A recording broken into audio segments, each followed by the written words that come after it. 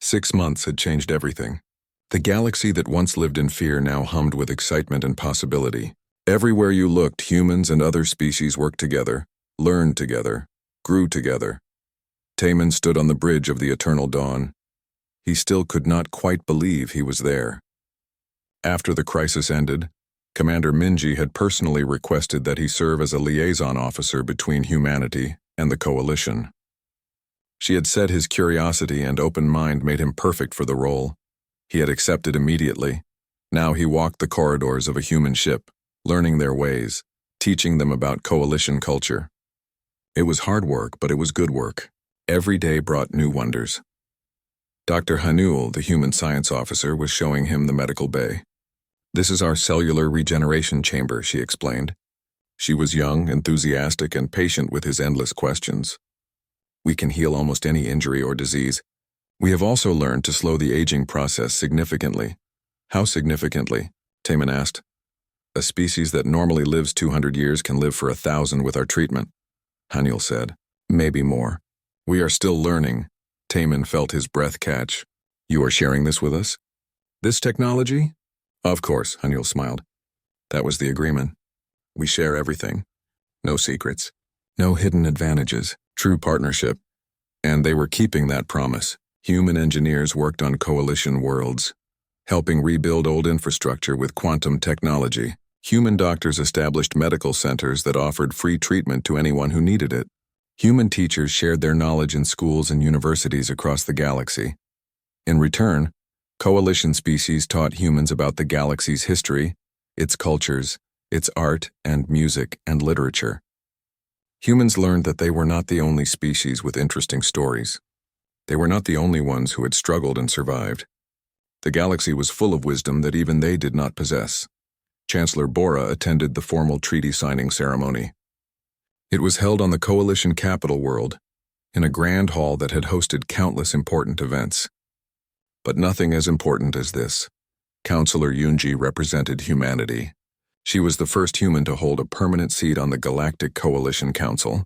She was wise, diplomatic, and carried herself with quiet authority. "This treaty marks a new beginning," Bora said to the assembled representatives, "not just for humanity and the Coalition, but for all civilized species. Today we prove that fear can be overcome, that differences can be bridges instead of walls, that the galaxy is stronger together than apart." Yunji stepped forward to sign the treaty. As she did, she spoke words that would be remembered for centuries. "My people were lost once. We were scattered alone, hiding in the dark. You could have left us there. Instead, you gave us a chance. You listened when you could have attacked. You learned when you could have feared. For that, we will be forever grateful. We promise to honor this trust. We will use our strength to protect, not to conquer. We will use our knowledge to teach, not to dominate. We will be the partners you deserve. And together we will face whatever comes." The hall erupted in applause. The treaty was signed. Humanity was officially part of the Galactic Coalition. But even in this moment of celebration, darker news was spreading. Jiwon received the report first. She was now an admiral herself, promoted after the old admiral's resignation. She read the intelligence briefing 3 times, hoping she had misunderstood. She had not. She called an emergency meeting with Fleet Admiral Seojun. They met on his flagship, the massive vessel that had first appeared months ago. "You were right," Jiwon said without preamble. "There are threats in the dark beyond the galaxy.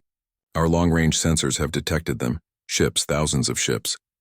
Coming from deep space. They will arrive in less than a year." Seojun nodded slowly. He did not look surprised. "We have been tracking them for decades. They are called the Void Fleet. We do not know what species created them or what they want. We only know they destroy everything in their path." "Can we stop them?" Jiwon asked. "Together? Yes. Alone? Neither of us could survive. That is why we came back when we did. That is why we needed allies. We knew this was coming." Jiwon felt cold. "You have been preparing for this."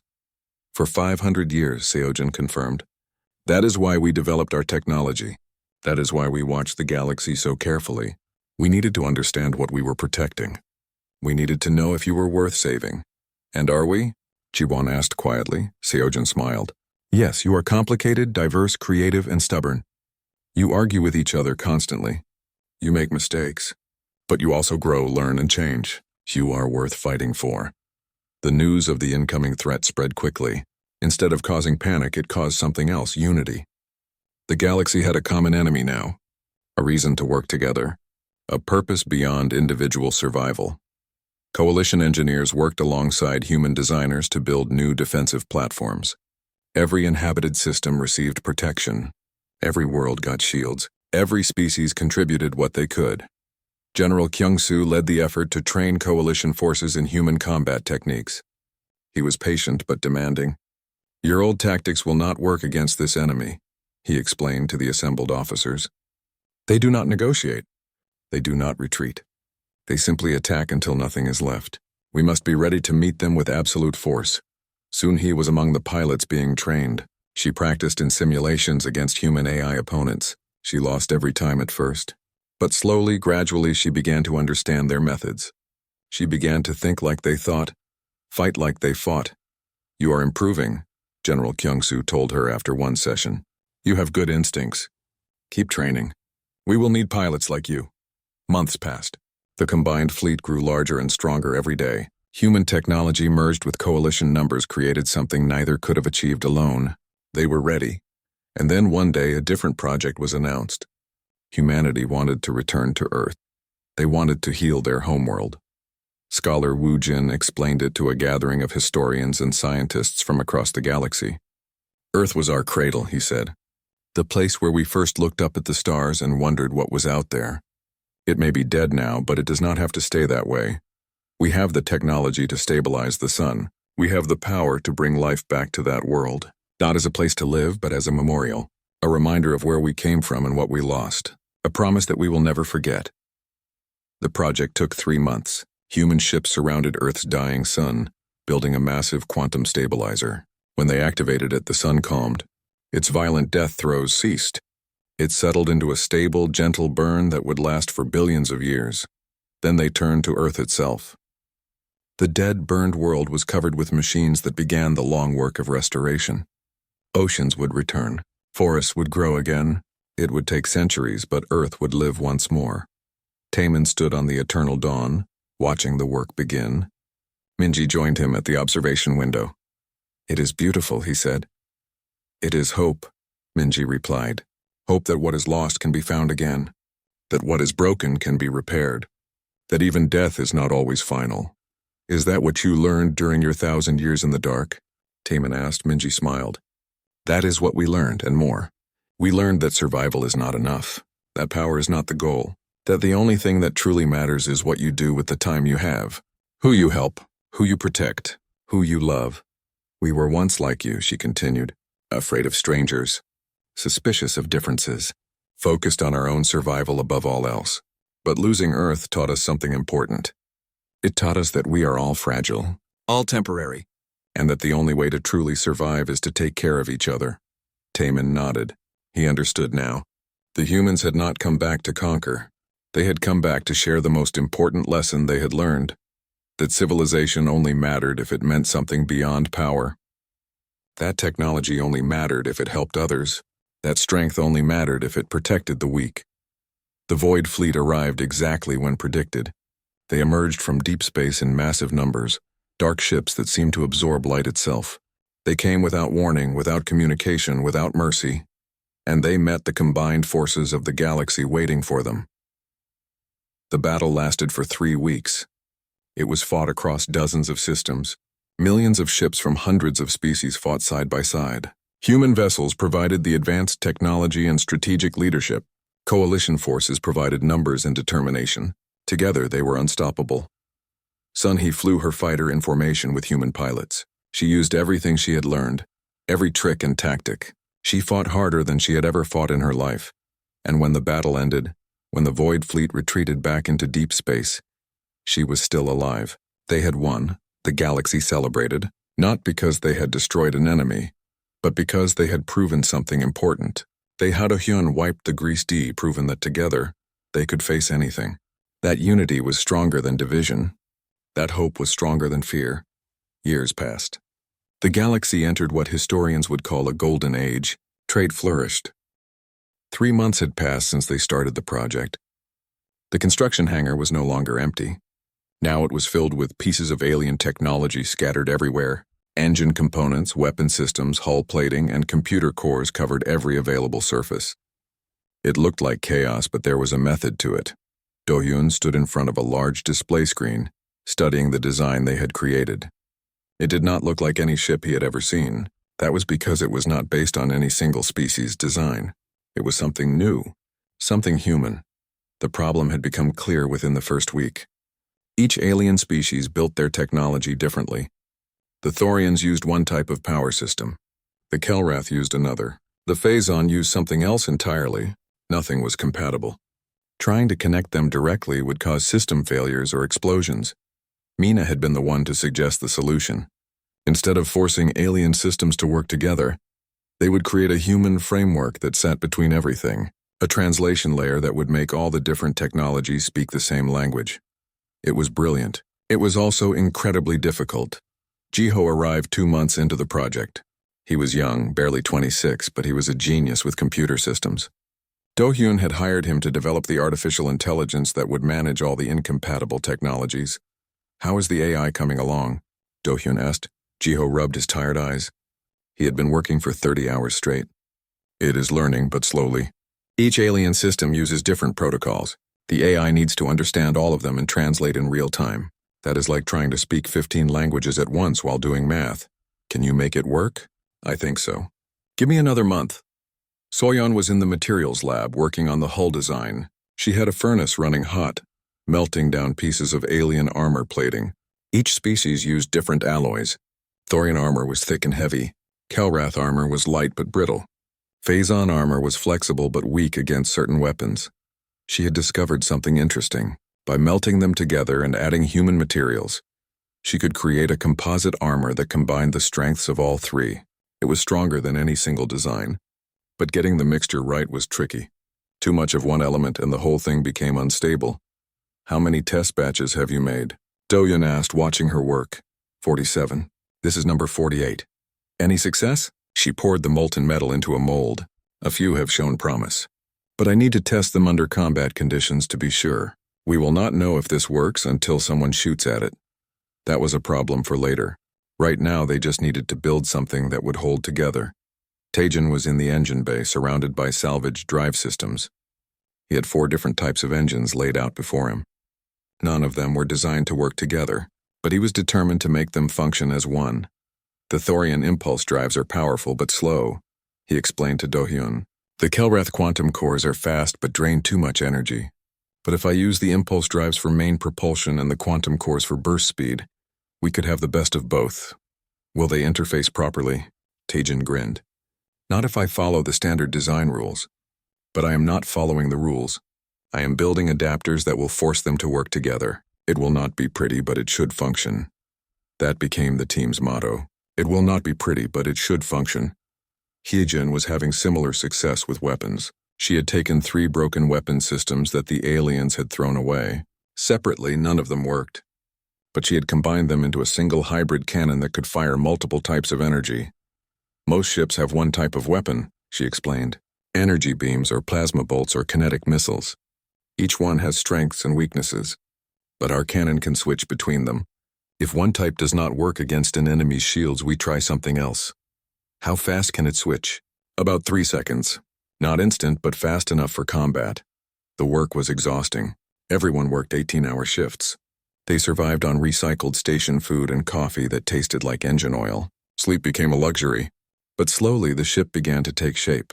Kangmin joined them in the 2nd month. He was older, with gray in his hair and a suspicious look in his eyes.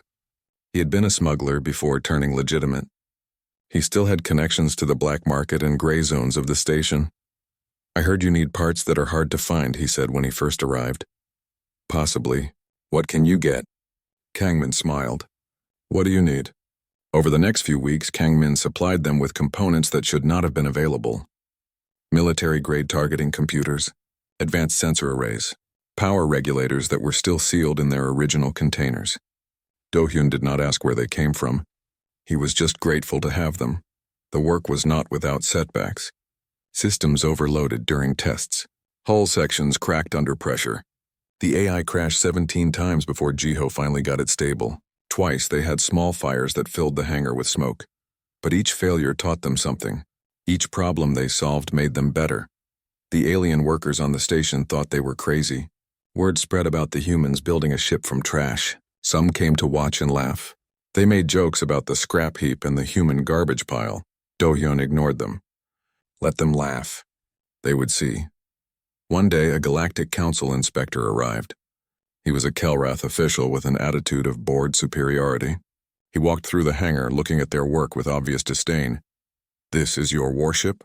he asked, his voice dripping with mockery. "Yes," Do-hyun said simply. The inspector poked at a hull section. "It looks like it was built by children." "Nothing matches. The design is incoherent. It will work, I seriously doubt that. But you are welcome to try. Just do not endanger anyone else when this pile of junk explodes." He filed a brief report and left, still chuckling to himself. Mina watched him go. "I really want to prove him wrong." "We will," Do-hyun said. As the third month ended, they reached a critical milestone. All the major systems were installed. The engines, weapons, shields, computers, and life support were in place. Now came the difficult part, making them all work together. Jiho activated the AI for the first time with all systems connected. For a moment, nothing happened. Then the computers came to life. Lights flickered on throughout the ship. The engines hummed. "The weapons powered up. Is it working?" Mina asked. Jiho watched his screens carefully. Data flowed across multiple displays. The AI was processing thousands of inputs every second, translating between alien technologies and human systems. "It is working," he said, his voice filled with wonder. "It is actually working." The team gathered in the control room, watching their creation come to life. It was not beautiful. It was not elegant. It looked like exactly what it was, a ship built from scrap and desperation, but it was theirs. And it was alive. Do-hyun felt pride swell in his chest. They had done what everyone said was impossible. They had taken broken pieces of technology that should never work together and forced them into harmony.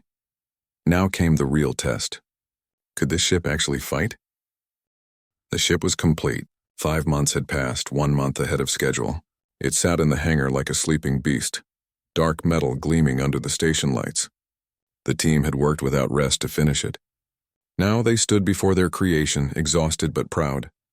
Do-hyun had named it the Baekdu, after the sacred mountain on Earth.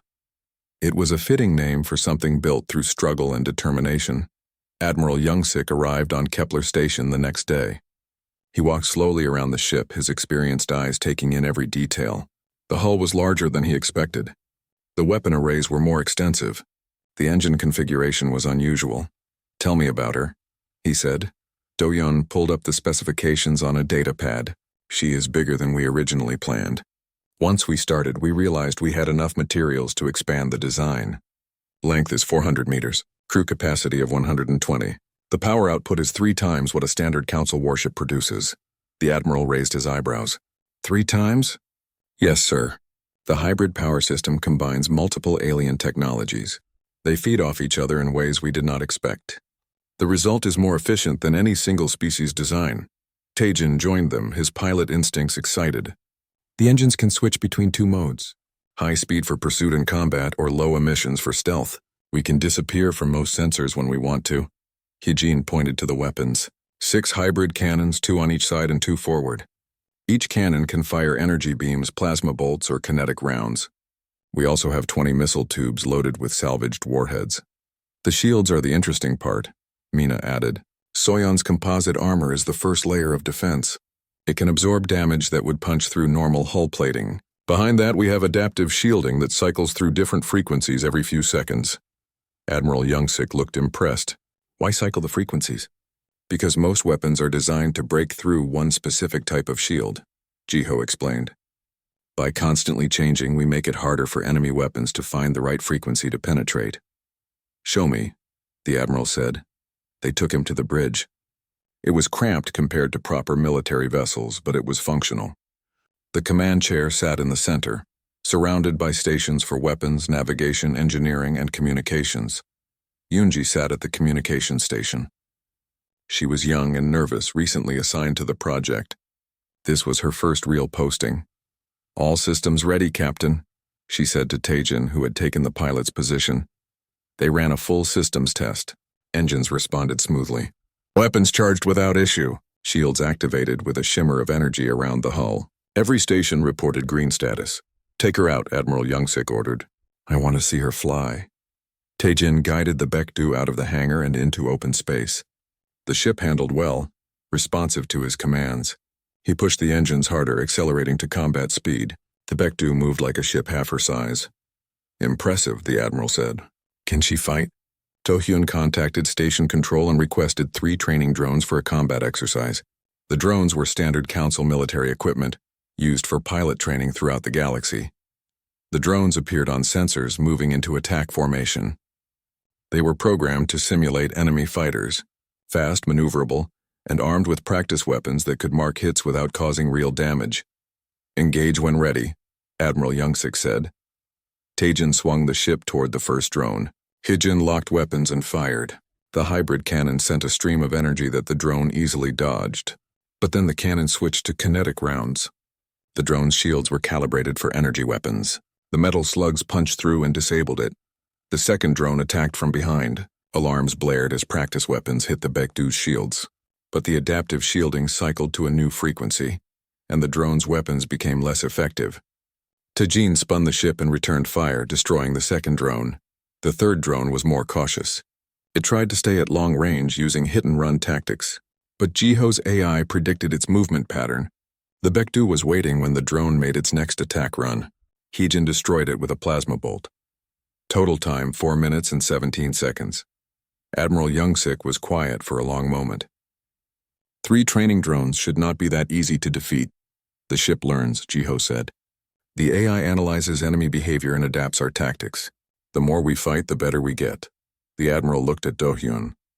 You have built something remarkable, something the galaxy has never seen before. They returned to Kepler Station, but news of the Baekdu had spread. A Galactic Council delegation was waiting when they docked. At their head was Commander Thelvan, a Kelrath officer with a reputation for being difficult. I am here to inspect this vessel, he announced. The Council has received complaints about unauthorized military construction using regulated technology. The technology came from your salvage yards, Do-hyun said calmly. Materials you threw away. That is irrelevant. This ship violates several established principles of starship engineering. It is a hazard and must be dismantled immediately. Admiral Youngsik stepped forward. This ship was built from materials legally purchased from this station. We have broken no laws. You have created a weapon using incompatible technologies. That alone is dangerous. Who knows what failures might occur during operation? We just completed a successful test, Taejin said. All systems performed perfectly. Commander Thelvan's expression grew cold. I do not care about your tests. The Galactic Council has made its decision. This vessel will be taken apart and its components returned to proper storage. No, Admiral Youngsik said firmly. Excuse me? I said no. This ship belongs to Earth. You have no authority over it. Commander Thelvan drew himself up. The Council can impose sanctions. We can restrict your access to trade routes. You can do nothing, the Admiral interrupted. Because this ship proves that humanity does not need your permission to defend itself. We asked for help. You refused. So we found another way. That is not illegal. That is survival. The Kelrath officer glared at them. You are making a grave mistake. The Council will remember this. He left with his delegation, their posture radiating anger and frustration. Yoonji looked worried. Will they really impose sanctions? Maybe, Admiral Youngsik said. But I doubt it. The Council is afraid. Afraid of what? Mina asked. Afraid of what you have done here. You took their garbage and made it into something powerful. That challenges everything they believe about technological superiority. It shows that their way is not the only way. That is terrifying to species who have relied on their technological advantage for centuries. Do-hyun looked at his ship. The Baekdu sat in the docking bay, scarred and ugly but strong. It represented something important. Not just human engineering, but human spirit. The refusal to accept limitations. The determination to succeed when others said failure was certain. Sir, what happens now? He asked. Admiral Youngsik's face was grim. Now we wait. The Vrenith have been quiet lately. Too quiet. I fear they are preparing something. When they make their move, the Baekdu will need to be ready. She will be ready, Taejin said with confidence. They did not have to wait long. 3 days later, alarms sounded throughout the station. Emergency broadcasts flooded every channel. The Vreneth Empire had launched an attack on New Busan, a human colony world on the edge of controlled space. 15 Vreneth warships against a colony with minimal defenses. It would be a slaughter. The Baekdu was the only human military vessel close enough to respond. Get the crew, Do-hyun said, already running toward the ship. We launch in 10 minutes. The time for tests was over. Now came the real fight. The Baekdu dropped out of faster-than-light travel at the edge of the New Busan system. The view on the main screen made Do-hyun's blood run cold. The colony world was under heavy bombardment. Explosions bloomed across the surface where Vreneth warships fired their weapons.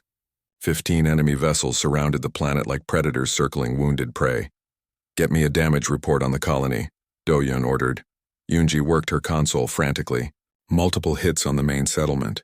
Shields are failing. They are requesting immediate evacuation assistance. We cannot evacuate anyone with those ships in the way, Taejin said from the pilot station. We need to clear the space around the planet first. Hana sat at the tactical station, analyzing the enemy formation. She was new to the crew, brought on just days before launch, but she had studied Vreneth tactics extensively. They are arranged in a standard attack pattern.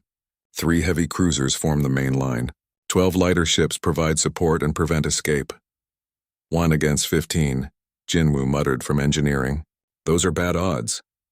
We have faced bad odds before, Do-hyun said. The Baekdu was built for exactly this situation. Taejin, take us in. Hyejin, prepare weapons. Hana, coordinate our attack pattern. The Baekdu moved forward, accelerating to combat speed. On the Vreneth flagship, War Master Krenth watched the approaching vessel with amusement. A single human ship against his entire fleet. It would be destroyed in minutes. Then he would finish claiming this colony world. What class of vessel is that? He asked his sensor officer.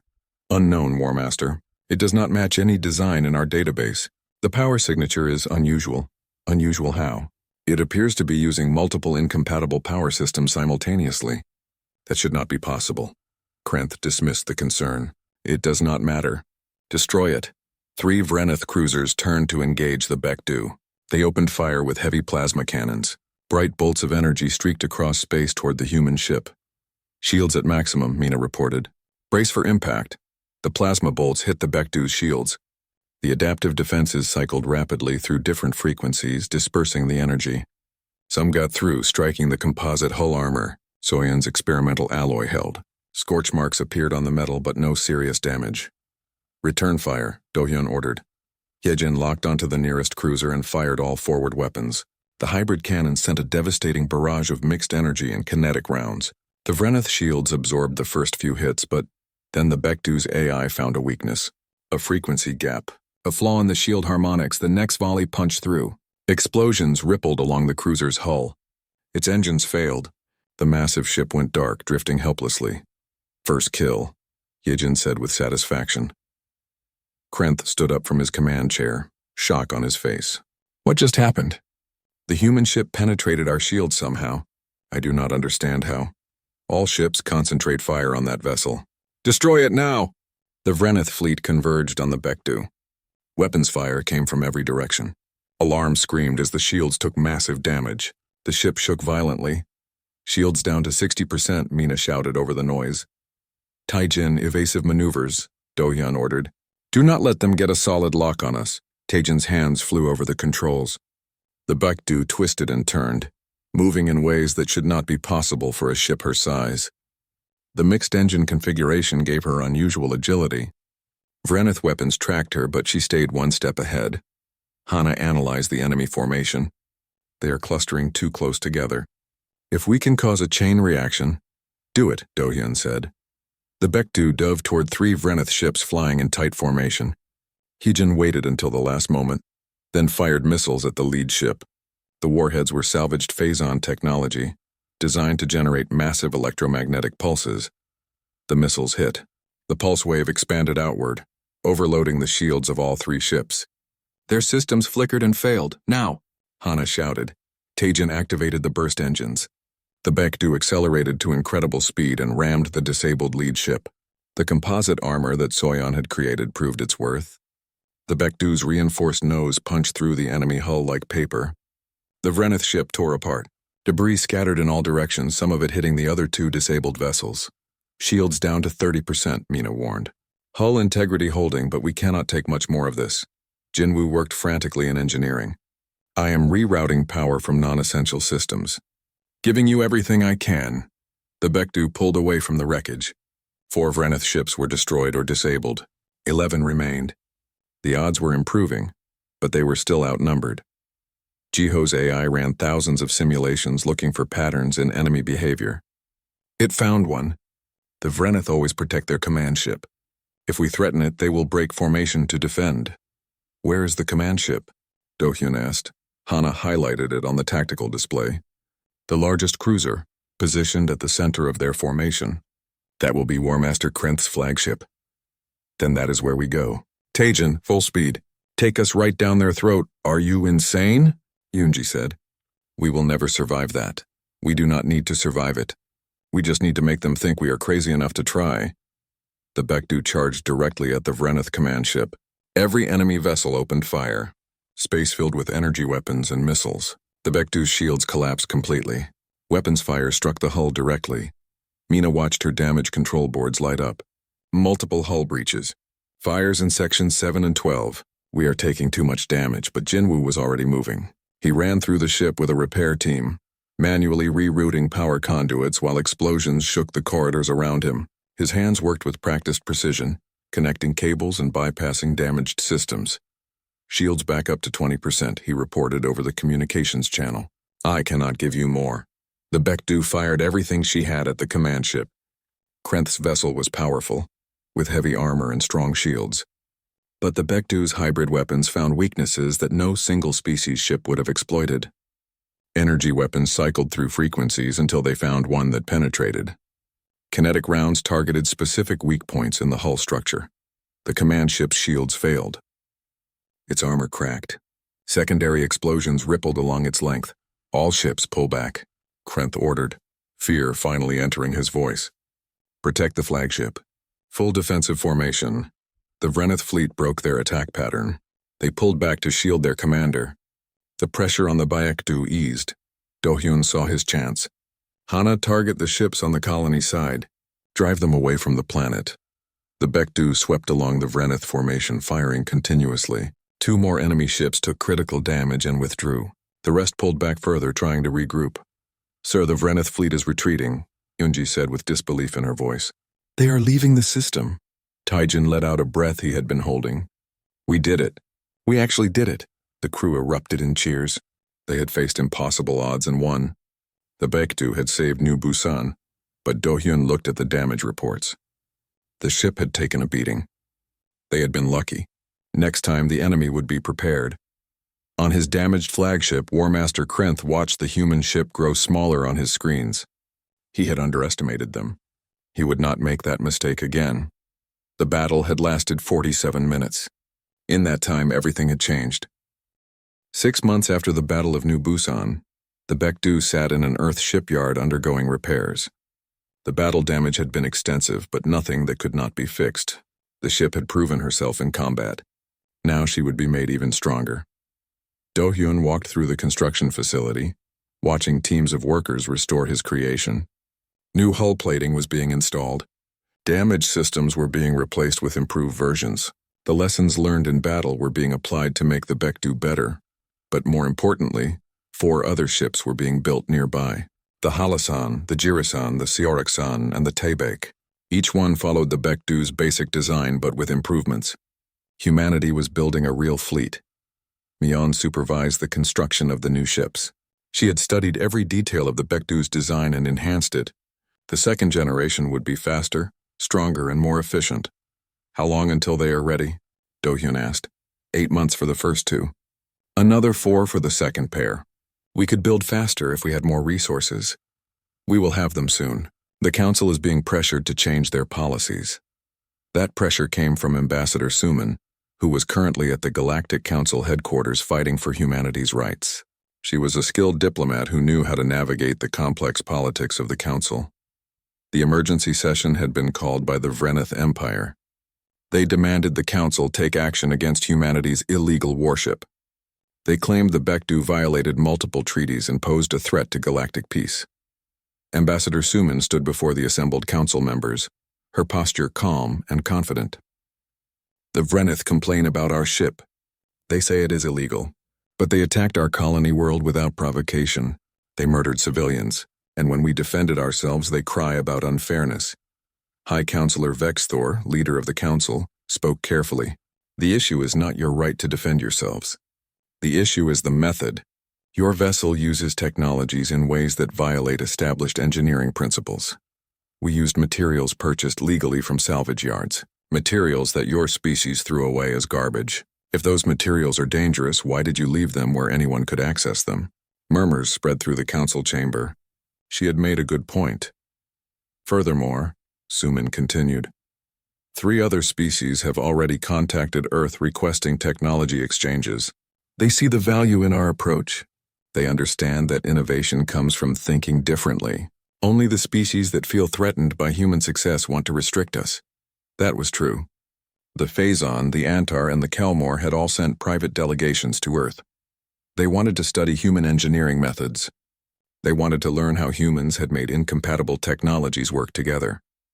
High Counselor Vexthor called for a recess. Ambassador Suman waited in a private chamber. An hour later, Vexthor came to speak with her alone. You have placed the council in a difficult position, he said. How so? Your ship should not work. It violates rules that we thought were absolute, but it does work, and it works very well. That frightens many species, Suman nodded. They fear that humans will upset the balance of power. Exactly. For thousands of years, the strongest species have maintained control through technological superiority. Your approach threatens that. If any species can build powerful warships from salvage, then the old advantages mean nothing. Is that not a good thing? Does it not make the galaxy more equal? Vexthor smiled sadly. Equality is frightening to those who benefit from inequality. But you are right. The galaxy is changing. Humanity has shown us that the old ways are not the only ways.